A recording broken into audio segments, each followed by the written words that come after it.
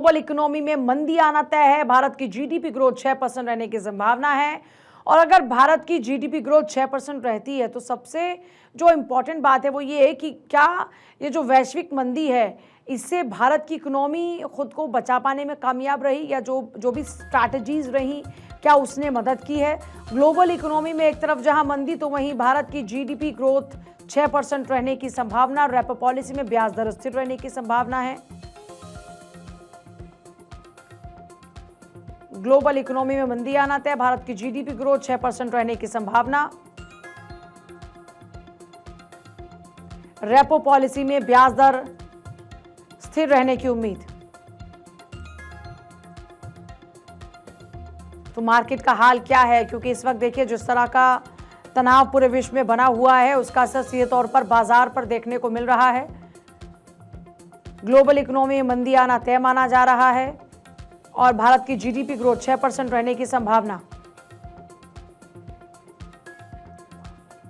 आकाश जी जुड़ गए हमारे साथ में, अर्थशास्त्री। आकाश जी, एक तरफ ग्लोबल इकोनॉमी में मंदी आना तय है तो वहीं भारत की जीडीपी ग्रोथ 6% रहने की संभावना, ये तो भारतीय लोगों के लिए संतोष वाली खबर है। आपने बिल्कुल सही कहा। देखिए, दोनों चीजें बहुत रेलिवेंट हैं। सर आवाज नहीं आ रही आपकी। में स्टैगफ्लेशन यानी बहुत बहुत डीप रिसेशन आने की संभावना है। ग्लोबल इकोनॉमी बहुत डाउन जाने की संभावना है। 4% के आसपास जीडीपी ग्रोथ डाउन जा सकती है।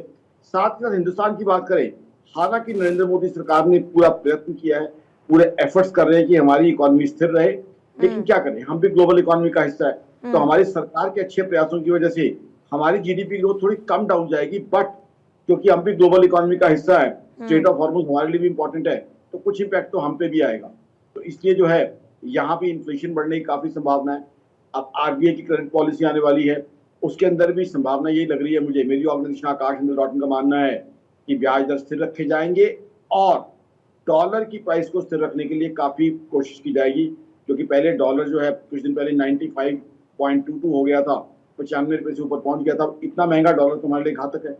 डॉलर इतना महंगा होगा तो इसका मतलब ब्रेंट क्रूड जो ऑलरेडी $110 से ऊपर पहुंचा हुआ है, यानी पेट्रोल और डीजल हिंदुस्तान में महंगे होंगे, गैस भी महंगी होगी, क्योंकि 85% के आसपास क्रूड ऑयल हम इंपोर्ट करते हैं। साथ ही साथ और भी हमारे इंपोर्ट्स महंगे हो जाएंगे।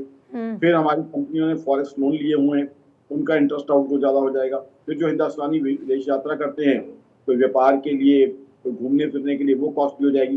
हमारे बच्चे जो विदेशों में पढ़ते हैं वो महंगे, उनकी जो है एजुकेशन और स्टे वो महंगा हो जाएगा।